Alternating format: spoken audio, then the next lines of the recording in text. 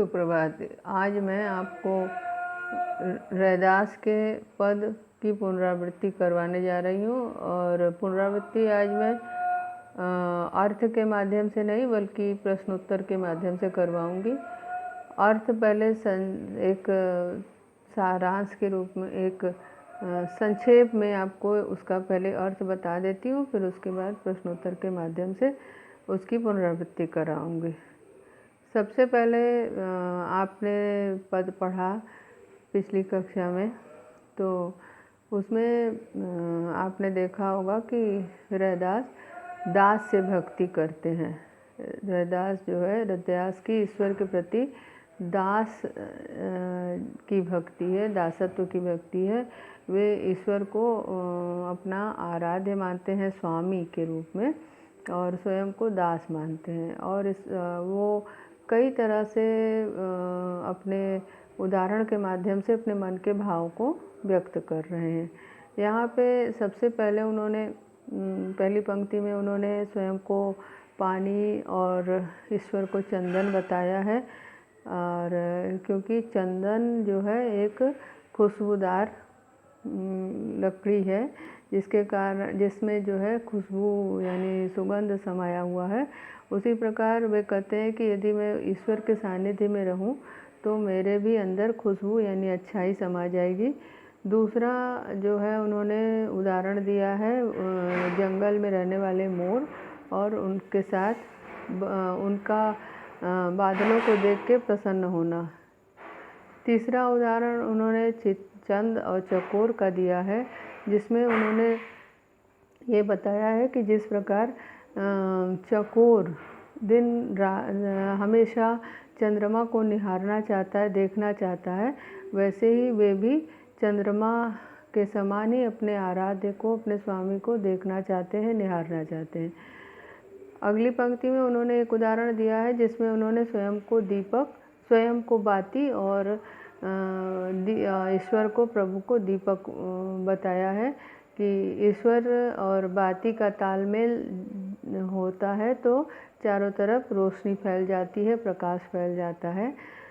ईश्वर जो है रोशनी यानी प्रकाश के प्रतीक हैं और उनकी रोशनी तभी फैल सकती है जब उसमें बाती हो। तो स्वयं को बाती, दीपक में जलने वाली बाती और ईश्वर को दीपक बताया है। अगला जो आपकी पंक्ति है उसमें उन्होंने मोती और धागा का उदाहरण दिया है, जिसमें मोती जो है वह माले में, धागे में गूंथी जाती है और दूसरा जो है उसमें उसके बाद उन्होंने सोना और सुहागे का उदाहरण दिया है, जिसमें कि सोना जो है, सोने में सुहागा का मेल होता है तो सोना और भी चमकदार हो जाता है। इस प्रकार वे ईश्वर को अपने आराध्य के रूप में नहीं बल्कि स्वामी के रूप में मानते हैं और अपने से बहुत ज़्यादा शक्तिशाली और सामर्थ्यवान मानते हैं। और ऐसा कहते हैं कि ईश्वर यदि अपनी कृपा करें तो बड़ा से बड़ा जो कष्ट है वो अपने आप नष्ट हो जाएगा। और ईश्वर की भक्ति करने से इंसान अपनी अच्छाइयों को और भी ज़्यादा बढ़ा सकता है, उसके अंदर अच्छाइयाँ और ज़्यादा विकसित हो जाएंगी। तो ये रही आपकी पुनरावृत्ति के रूप में पंक्तियों का अर्थ। और इसके पश्चात जो है इसमें से कुछ प्रश्न आपको बता रही हूँ, जिस प्रश्न के माध्यम से आप उसके अर्थ को समझ सकते हैं और अच्छी तरह से। जैसे कि पहला प्रश्न आपको ये बताती हूँ कि कवि अपने इष्ट देव का स्मरण करते हुए उससे क्या मांगते हैं। तो आपने अंतिम पंक्ति पढ़ी है। अंतिम पंक्ति में इस प्रश्न का उत्तर है कि प्रभु जी तुम स्वामी हम दासा, ऐसी भक्ति करे रहे दासा। हे ईश्वर, आप मेरे स्वामी हैं और मैं आपका दास हूँ। आपकी भक्ति इस प्रकार मैं करना चाहता हूँ कि मैं दिन रात आपको आपके नाम का रट लगाना चाहता हूँ और मैं आपको पल भर के लिए भी त्यागना नहीं चाहता। दूसरा प्रश्न है, कवि ने किन उदाहरणों के माध्यम से भगवान और भक्त के संबंध का वर्णन किया है। दूसरे प्रश्न में आपने देखा, जैसा कि मैंने अर्थ में आपको बताया कि उदाहरण उन्होंने क्या क्या लिया है। एक तो चंदन और पानी का, दूसरा घनवन और मोर का, तीसरा चंद और चकोर का, और चौथा दीपक और बाती का, और उसके पश्चात मोती और धागे का, सोने और सुहागे का। इन उदाहरणों के द्वारा वे स्वयं को ईश्वर का दासत्व स्वीकार करते हैं और स्वयं को ईश्वर का दास बताते हैं। इस प्रकार आपने देखा कि वे किस प्रकार अपने को कमतर और ईश्वर को ज़्यादा शक्तिमान, शक्तिशाली, सामर्थ्यशाली मानते हैं और कहते हैं कि आप का साथ ही मेरे लिए सभी सुखों का कारण है, इसीलिए मैं आपको हर तरह से पाना चाहता हूँ और आपको एक पल के लिए भी त्यागना नहीं चाहता। इसके पश्चात आपको कुछ और प्रश्न बताते हैं, जैसे कि इसी पद्य के अंतर्गत आपको कुछ प्रश्न और बताते हैं, जैसे कि कवि ने अपने और इष्ट देव में किस प्रकार का संबंध माना है। कवि ने अपने और इष्ट देव के संबंध में किस तरह का संबंध माना है। तो इसका उत्तर है पानी और चंदन का संबंध। जैसे पानी और चंदन का तालमेल होता है तो उसका सुगंध जो है पानी में समा जाता है, इसी प्रकार उन्होंने अपने ईश्वर को चंदन और स्वयं को पानी माना है। एक और प्रश्न है, कवि को राम नाम की रट क्यों नहीं भूलती।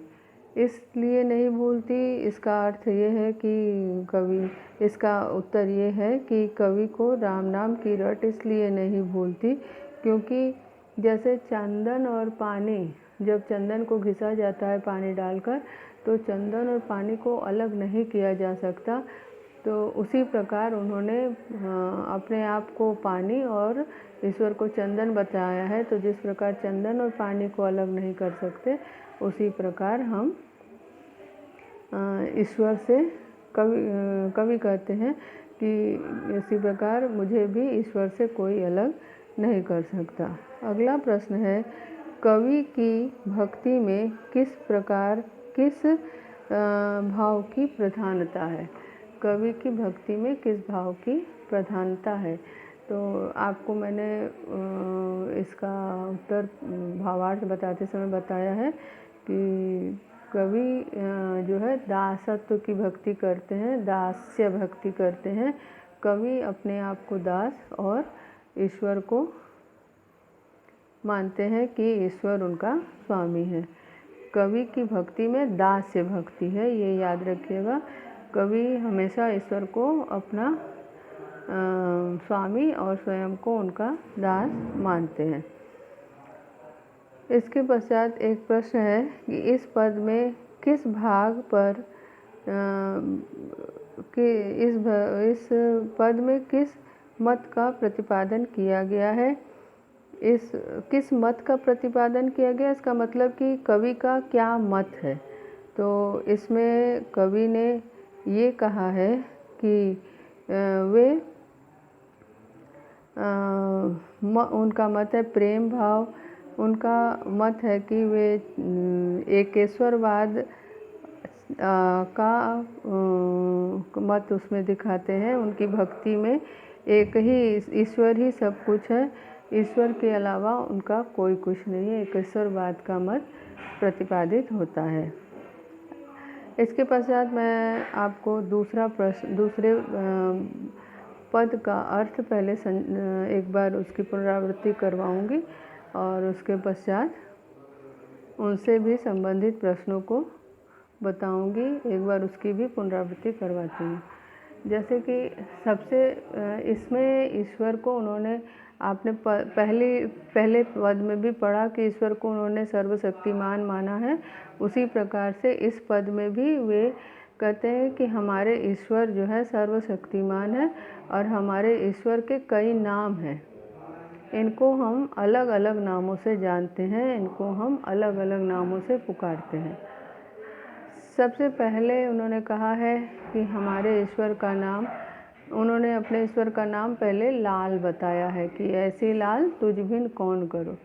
आप हे लाल, हे गोविंद, आप जैसा करते हैं वैसा कौन कर सकता है, आपके अलावा कोई और नहीं कर सकता। यानी भक्तों की जितनी मदद, जितनी सहायता आप करते हैं उतनी कोई नहीं कर सकता।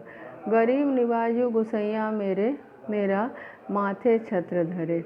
कहते हैं कि मेरा ईश्वर कैसा है, जो मेरा ईश्वर गरीब निवाज मतलब कि गरीबों की रक्षा करने वाले हैं, गोसाई हैं यानी गोस्वामी हैं, और हमारे ईश्वर के छत्र एक आश्रय के रूप में वे मेरा माथे छत्र धरे, यानी कि वे मेरे माथे पर एक छत्र के समान है, एक छाया के समान है, जो कि हमारी हर समय रक्षा करते हैं। जाकी छोटी जगत को लागे तापर तू ही ढरे।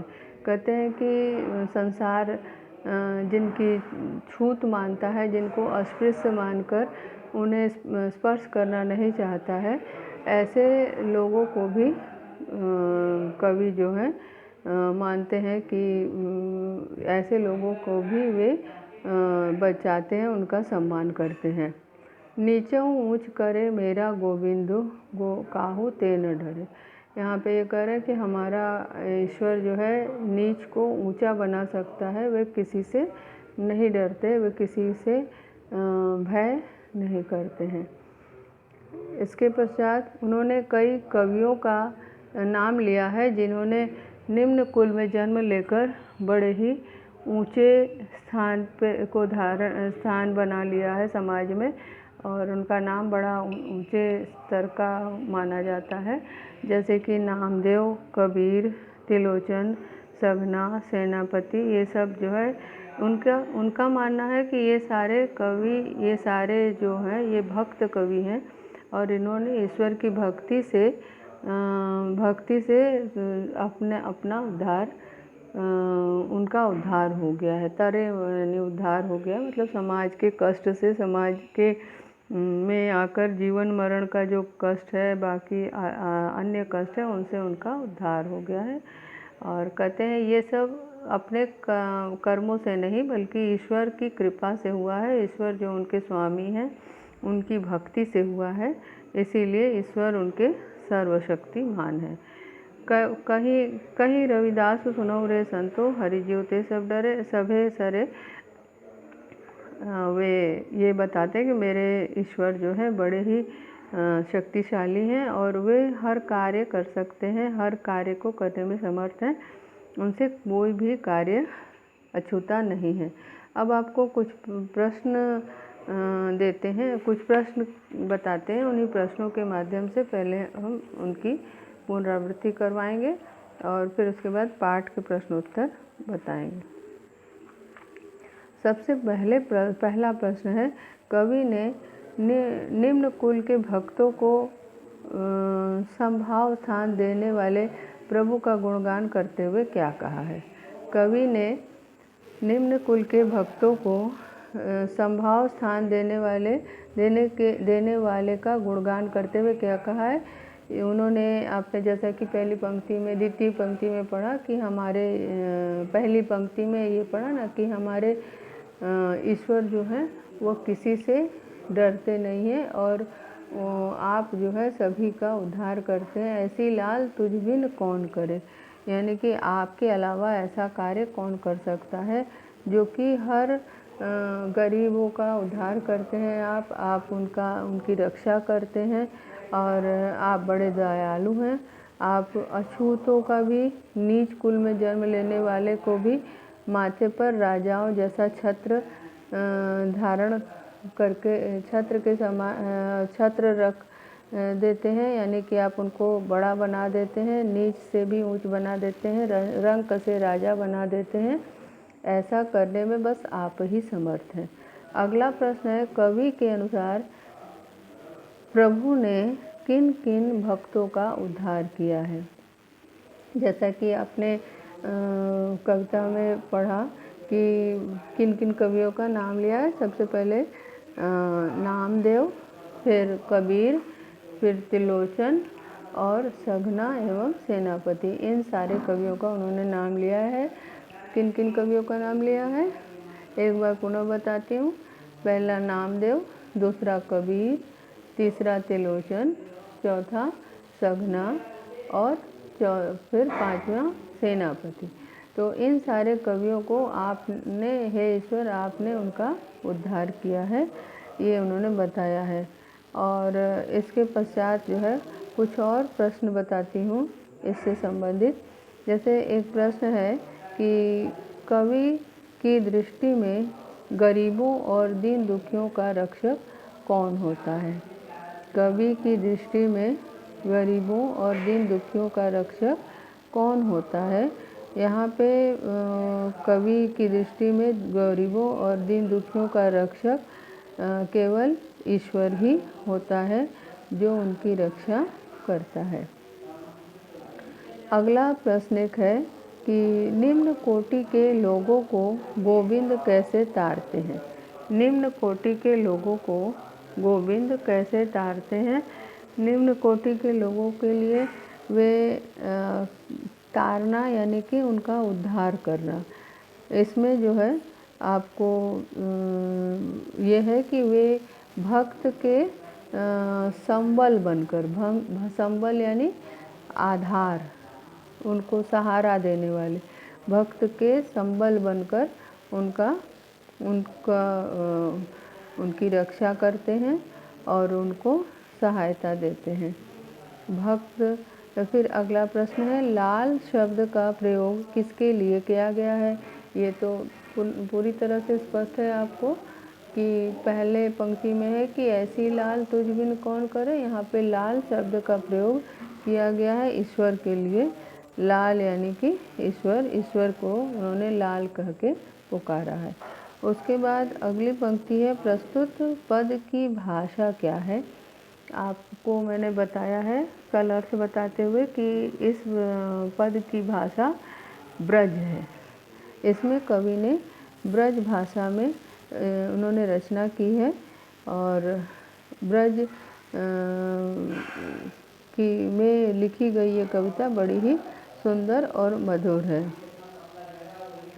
उसके पश्चात जो है आपको कुछ पाठ से संबंधित प्रश्नों को बताती हूँ और उन पाठ के संबंधित प्रश्नों को एक बार फिर से दोहरा लीजिए, पुनरावृत्ति कर लीजिए, जिससे कि आपको अच्छी तरह से स्पष्ट हो जाए।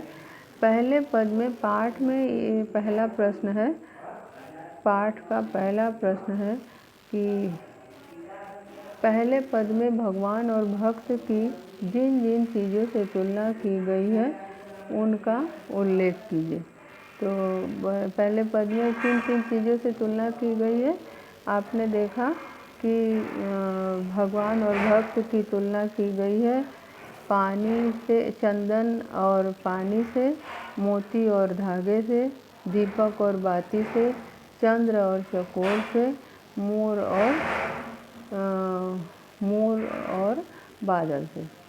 ठीक है, अब फिर से एक बार बता दे रही हूँ। पानी और चंदन, धागा और मोती और धागा, चंदन और पानी, मोती और धागा, दीपक और बाती, चंद्र और चकोर, मोर और घन यानी बादल।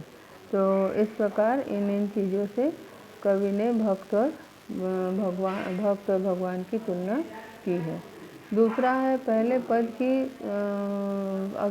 अगला कोई प्रश्न है, पहले पद की प्रत्येक पंक्ति के अंत में तुकांत शब्द शब्दों के प्रयोग से नाद सौंदर्य आ गया है, जैसे पानी, समानी आदि। इस पद में अन्य तुकांत शब्द को छांटकर लिखिए। तुकांत का अर्थ होता है जिससे पंक्ति समाप्त होती है, उसको बोलते हैं तुक, इसीलिए इसे तुकबंदी भी कहते हैं।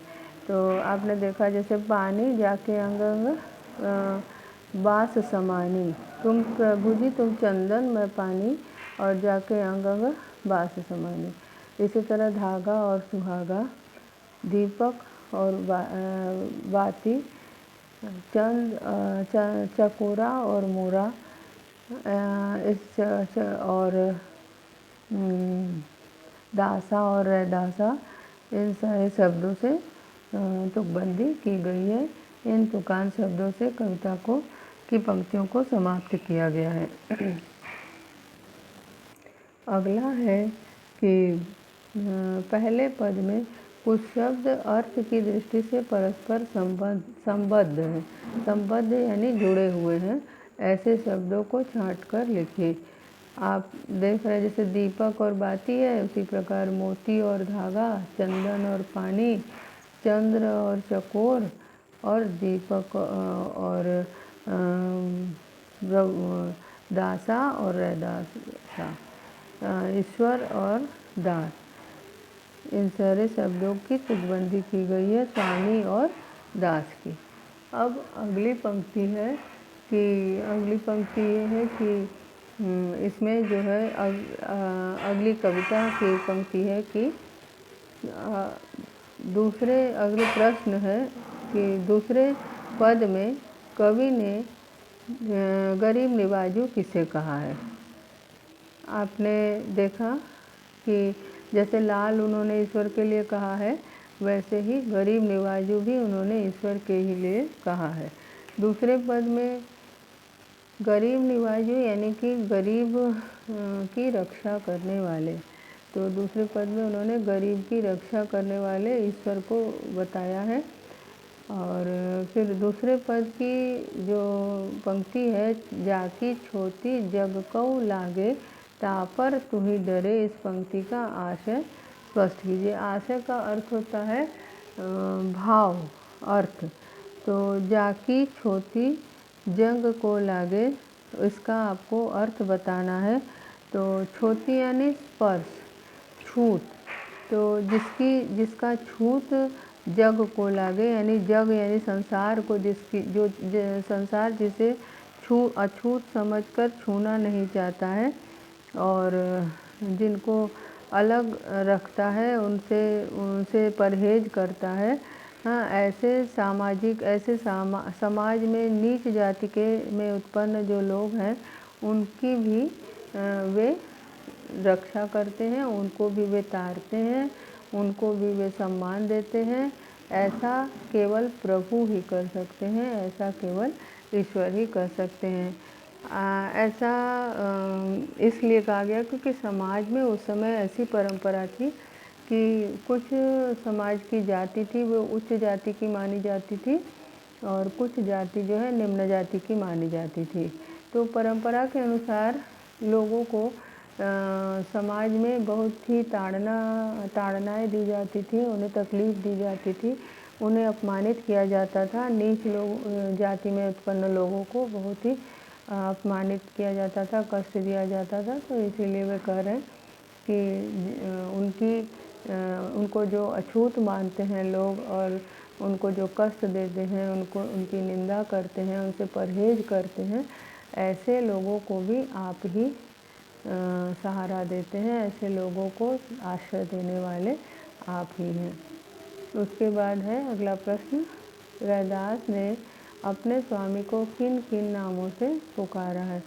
आपने द्वितीय पद में पढ़ा कि किन किन नामों से पुकारा है। आप जैसे पहली पंक्ति में है लाल, फिर गरीब निवाजू, फिर गरीब निवाजू के बाद उन्होंने कहा है कि आप गरीबों की रक्षा करने वाले हैं, गोसाई हैं और लाल हैं।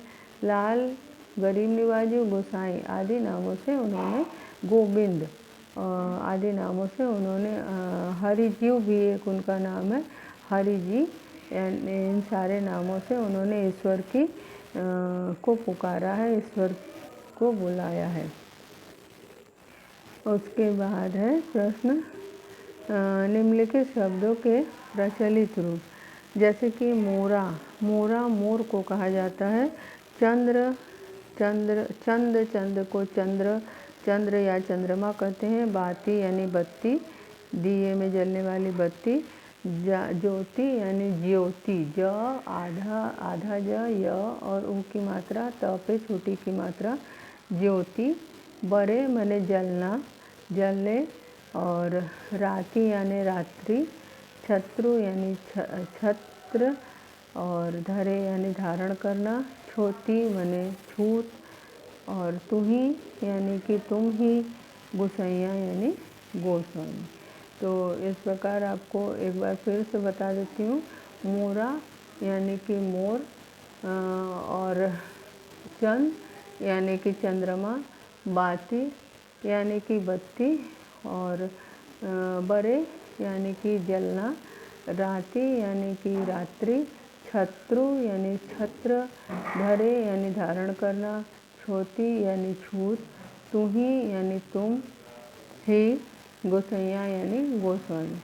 अब आपको इन पंक्तियों का अर्थ एक बार फिर से बताती हूँ। जाकी अंग अंग बास समानी, इसमें भाव स्पष्ट करना है कि जाकी अंग अंग भाव समानी, यानी जिसके अंग अंग में, जाकी अंग अंग बास समानी, जिसके अंग अंग में खुशबू समाई हुई है, जिसके अंग अंग में खुशबू समाई हुई है, जिसने खुशबू को धारण कर रखा है। और जिस प्रकार चंदन की लकड़ी में खुशबू ही खुशबू है और उसके सानिध्य में जो भी आता है उसमें खुशबू समाहित हो जाती है। तो इसी प्रकार प्रभु जी के अंग में, प्रभु उनके जो स्वामी हैं उनके अंग में चंदन की भांति खुशबू ही खुशबू है, यानी बास यानी कि सुगंध ही सुगंध है। जैसे चितवत चंद्र चकोरा, जैसे चितवत चंद्र चकोरा यानी कि जैसे चंद्रमा चकोर को चितवत यानी देखता रहता है और हमेशा उसको देखते रहना ही चाहता है, उसको देखने से उसे आनंद की अनुभूति होती है। इसी तरह से भक्त भी, रैदास भी अपने ईश्वर को हमेशा चकोर पक्षी की भांति देखते रहना चाहते हैं, अनवरत उनको निहारना चाहते हैं, क्योंकि उनको निहारने से, उनको देखने से इन्हें बहुत ही खुशी का अनुभव होता है।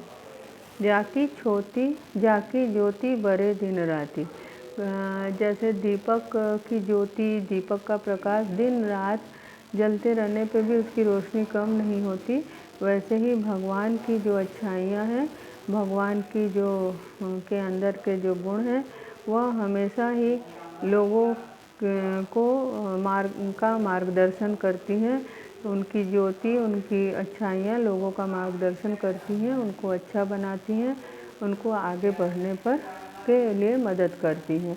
नीचहु ऊँच करे मेरा गोविंद काहू सो न डरे, कहते हैं कि यहाँ पे इस पंक्ति में कह रहे हैं कि नीचहु ऊँच करे मेरा, कवि जो है कह रहे हैं कि हमारे ईश्वर जो है नीच को भी ऊँच बना सकते हैं, ऊँचा बना सकते हैं। और मेरे ईश्वर ऐसे हैं कि ये किसी से भयभीत नहीं होते कि उनको कोई क्या कहेगा, वे कभी किसी से डरने वाले नहीं हैं, डरते नहीं हैं। यहाँ पे तीसरा प्रश्न है, रैदास के इन पदों का केंद्रीय भाव को अपने शब्दों में लिखिए। इसमें आपको केंद्रीय भाव का मतलब होता है कि कविता की पंक्तियों का मुख्य भाव क्या है। तो इसको आपको लगभग 8 से 10 पंक्तियों में लिखना है। उसमें समाहित जो भाव है उसको आपको 8 से 10 पंक्तियों में लिखना है। कविता का जो अर्थ है उसके आधार पर आप इसको कर सकते हैं। जैसे पहली में ईश्वर को स्वामी और अपने को दास बनाते हुए उन्होंने तरह तरह के उदाहरण के माध्यम से उन्होंने तुलना की है। और उसी प्रकार से यहाँ पे कुछ और प्रश्न आपको बताते हैं इससे संबंधित, जिससे कि आपके भावार्थ और पाठ को और अच्छी तरह से समझने में आसानी होगी। जैसे कि कवि को राम नाम की रट क्यों नहीं भूलती, इसी पाठ से है। और ये पाठ से अतिरिक्त प्रश्न है, पाठ के अतिरिक्त प्रश्न है। इस प्रश्न के माध्यम से भाव और ज़्यादा स्पष्ट हो जाएगा। पहली पंक्ति से देखिए है कि कवि को राम नाम की रट क्यों नहीं भूलती। तो कवि अपने आप को प्रभु का परम भक्त मानते हैं और उन्हें राम नाम की रट लग गई है। प्रभु से एकाकार होने के कारण उनके अंग अंग में प्रभु भक्ति समा गई है, इसीलिए उन्हें राम नाम की रट नहीं भूलती। एक बार फिर बता देती हूँ, कवि अपने आप को प्रभु का परम भक्त मानते हैं और उन्हें राम नाम की रट लग गई है, जिसके कारण उनका प्रभु से एकाकार हो गया है। यानी वो अपने आप को अपने मन में प्रभु को आत्मसात उन्होंने कर लिया है और इसी कारण वह प्रभु को अपने से अलग नहीं कर सकते और इसीलिए उन्होंने ऐसा कहा है कि उन्हें राम नाम की रट लग गई है और अब वे उनको नहीं भूल सकते, नहीं छोड़ सकते हैं। माने उनको उन्होंने हृदय में समा लिया है और एक बार हृदय में जो बसा लिया जाए वो व्यक्ति त्याग नहीं सकता। अब अगला है रैदास ने प्रभु को चाँद और स्वयं को चकोर क्यों कहा है। जैसा कि आपको मैंने पढ़ाते हुए बताया कि रैदास जी प्रभु को अपना सर्वस्व मानते हैं और स्वयं उनकी कृपा एवं भक्ति पर आश्रित हैं और इसीलिए कहते हैं कि जैसे एक चकोर पक्षी होता है जो कभी भी चंद्रमा से अपने आप को अलग नहीं कर सकता और दिन रात वह चंद्रमा को निहारता रहता है, क्योंकि उसको चंद्रमा को देखने से अपूर्व आनंद की प्राप्ति होती है। तो इसीलिए उन्होंने चंद्रमा और चकोर का उदाहरण दिया है और प्रभु को चंद्रमा एवं स्वयं को चकोर माना है कि जैसे चकोर चंद्रमा को निहारते रहने में ही एकदम सुख का अनुभव करता है, बड़ी अत्यंत सुख का अनुभव करता है, उसी प्रकार वे भी अपने प्रभु के दर्शन से अत्यंत सुख का अनुभव करते हैं। भगवान को अपने अंदर पाकर, अपने मन में पाकर वे अत्यंत सुख का अनुभव करते हैं। रैदास के स्वामी कौन हैं, वे क्या क्या कार्य करते हैं। तो इसमें पाठ में पद्य में है जैसे कि रैदास के स्वामी निराकार प्रभु हैं, वे अपने असीम कृपा से नीच को भी ऊंच और अछूत को भी महान बना सकते हैं।